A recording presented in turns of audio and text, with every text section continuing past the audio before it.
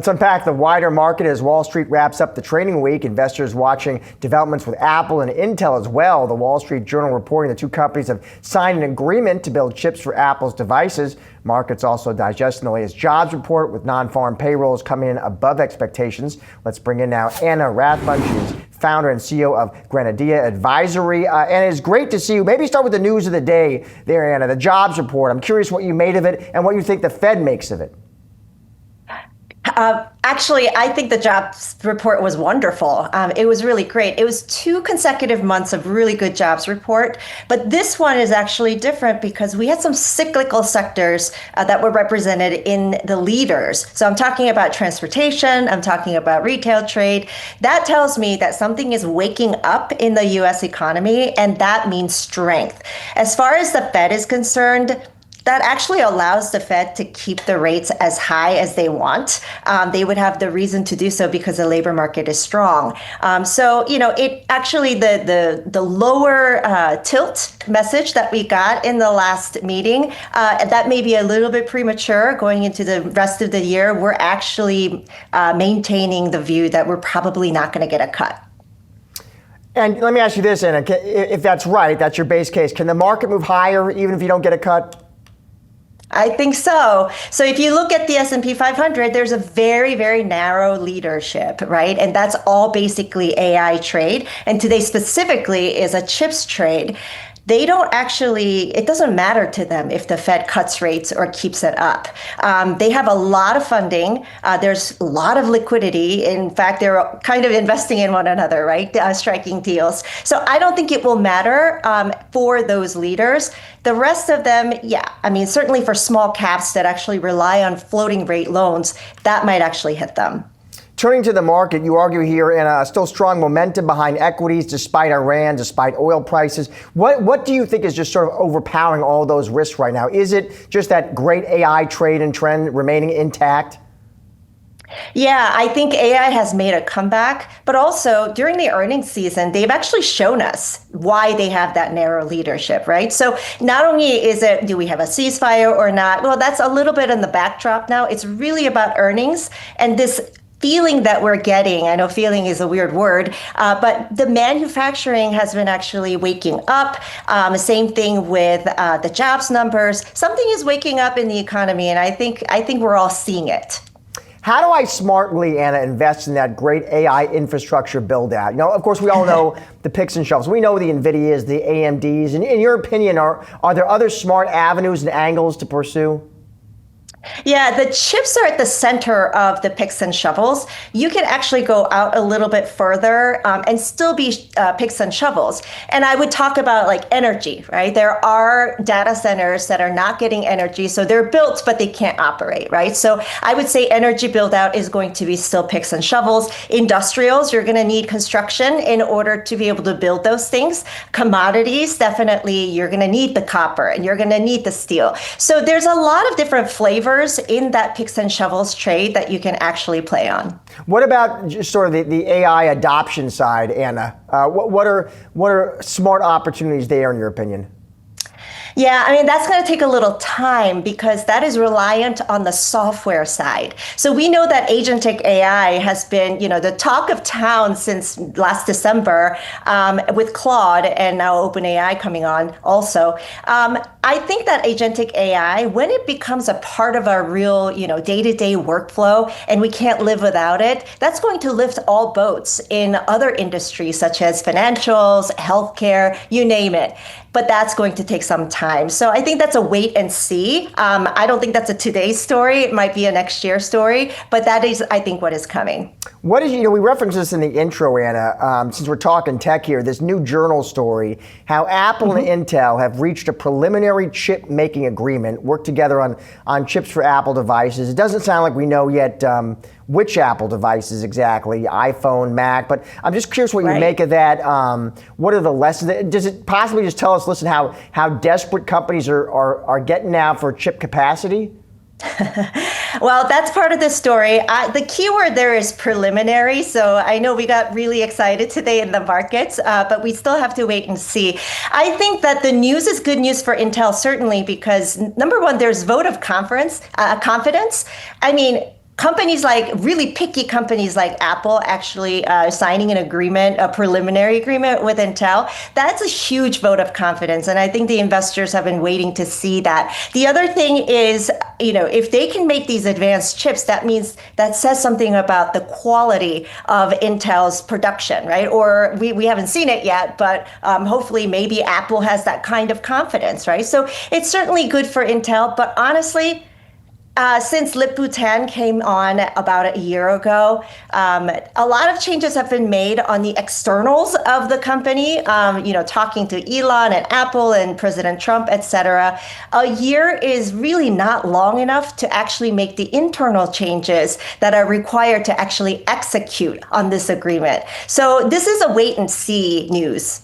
Anna, let me ask you, you're talking to clients right now, and they're asking you about this stock market, this run off the March 30 low, and they're asking you what's on your radar, what worries you, what concerns you, what are the downside risks I need to be thinking about? What are you telling them? Yeah, downside risk can really come from anywhere, right? So you can't really worry about it. What you can worry about and you can control is your portfolio. So when you have narrow leadership like we do in the S&P 500, AI trade now is real. Take it. Take the gains. This is the time to rebalance the portfolio so you're not actually concentrating more and more on that narrow leadership. So sometimes actually maintenance of the portfolio is the best thing you can do in a condition like this. What does that mean, though, practically speaking, Anna, maintenance? Yeah, maintenance is rebalancing, right? So let's say you have some large cap in S&P 500, you have some small caps, record high for S&P 500. Small caps did well, but not as high. Maybe it's time to rotate, take some of the gains from the AI play, and then put it into the small caps. Go back to your strategic weights. Paramount is betting that bigger is better in streaming, but a new note argues there could be a different winner as consumers grow less loyal to platforms and more loyal to creators, sports, and cultural moments. More, we're bringing out Ian Bayer, founder and CEO of Sooth. Ian, it is great to see you again. So start big picture here. Sure thing. This Paramount WBD deal, you think a lot of folks on Wall Street maybe sort of just misunderstanding where this media industry is and where it's headed. What do you mean by that? Well, there was so much focus on consolidation and getting all these networks and all these better, bigger is better. Scale. But you go back to the old adage of, I've got 1,000 channels on my TV and there's nothing to watch. This isn't really a volume game anymore. That we so much when it comes to entertainment have become a society of tribes. We have people who are in fan culture, let's say, connected to all of those superhero properties and sci-fi properties that now Paramount has under one roof, right? But with DC and Star Trek and all that. But that's only like 8% of streamers are those fandom types. About 3/4 of the people who stream significantly, who have at least 3 or 4 streaming services, they're more there to be a part of the pop culture moments, to stay on top of the news, especially in election years like this one and like we're going to have coming up in 28. They're going to go as the wind goes in terms of where the hottest cultural moments are happening. So if you're Paramount, having a certain number of titles, a certain number of properties is not as important as having the hot one, the stuff everyone's talking about. And increasingly, that's not happening in traditional streaming. It's happening in places like YouTube. It's happening in places like Patreon and Substack and all of the independent content creators. That's actually who we think will see the biggest windfall from this merger. In other words, are you saying, Ian, the consumer? So Josh, you're saying he's not so loyal to a platform. He's loyal to the creator, the content. That's right. What it is? Okay. You're loyal to your teams. You're loyal to certain directors, certain stars, certain genres. So it's not just going to be about having everything in one place. I mean, as long as HBO in its new ownership model, where it really just gets absorbed. It's not going to be a standalone service anymore. It's just getting pulled into Paramount Plus. As long as they keep cranking out the stuff that has what we used to call, water cooler attraction, the stuff people feel like they need to be talking about to be culturally relevant. HBO's had a pretty good track record of that. in the new model. Will they continue to do that culture-defining type of programming? Remains to be seen. It's wide open. In sort of the world you're describing here, the one winner is YouTube, you mentioned. Why is YouTube a winner there? Because, YouTube right now often doesn't get recognized this way. It's the #1 TV network in America. Anyone who's not looking at it that way. It isn't. My 7-year-old, that's all she's on is YouTube. Well, and it's not just 7-year-olds. Yeah. But yes, right? So think about as your, of course, who knows what the world is going to look like when your 7-year-olds, a 27-year-old, don't want to, depress you thinking about that as an empty nester myself. But it's not just 7-year-olds. It's Gen Z. They go to YouTube first. So a lot of younger millennials do. And more, as we're seeing the creators who have made their mark in more traditional broadcast TV, finding there's a lot more money and a lot more creative freedom as an independent creator on a platform like YouTube. But as I said, don't sleep on the next tier, the Substacks, the Patreons of the world that give these content creators even more freedom to monetize and express. So I think a lot of volume will shift that way, especially because of those high streaming households we talked about almost half, 47%, are planning to drop a service this year. Well, as the number of platforms they can choose from gets smaller through contraction, they're going to be cutting off some pretty big names. That was an interesting stat, I thought, in your note, that drop. Does that suggest also, is that kind of indicative of is it a streaming fatigue that's setting in? What do you make of that? Some of it's just economic. I mean, if we look at what's happening in the job market, things are tightening up, people are nervous. What we've observed is people are more nervous than they are active in trying to figure out what's next. But as people get more and more concerned with how they spend their money, and as these streaming platforms start to resemble each other more, people are going to come to tough decisions and say, you know what, maybe what I'm spending on Paramount or on Peacock or on Netflix is more additive than it is cumulative. I thought another point in your note was interesting to me, which was how you talked about how streaming platforms now, they have a lot of competition in content. And you talk about gaming, you talk about sports betting. How important is it for investors to recognize and appreciate that shift? Well, really what we're talking about here are multi-screen streamers, right? If anyone who's thinking about the typical streamer being somebody who's just watching something on TV, that pertains maybe to the 70-plus consumers, but by and large, people are using multiple screens. They're using their phone, they're using their laptop, maybe using both at the same time. And what they're doing very often is providing themselves complementary content, whether it's commerce, right? I'm watching a cooking show and I want to buy that all-clad pan I just saw.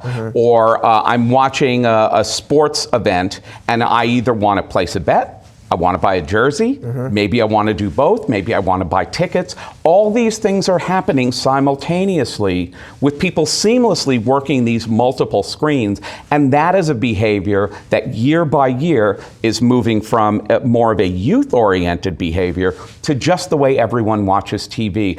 There are probably very few people watching this now who typically watch TV without a device in their hand. On sports, I want to drill into that with you. Sure. You talk about how fans follow leagues. Yes. They follow rights packages. They don't follow networks. Right.